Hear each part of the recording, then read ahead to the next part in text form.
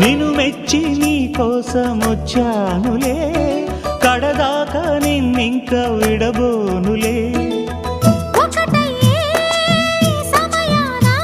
ఈ ఆనందం అనుబంధం ఏ జన్మ వరమో అల్లుకుంది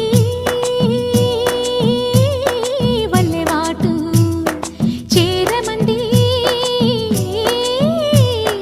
చెట్టు చాటు. కొండ మల్లి కులుకు ఎందుకే, కుర్రగాడు కన్ను కొట్టి పిలిచినందుకే.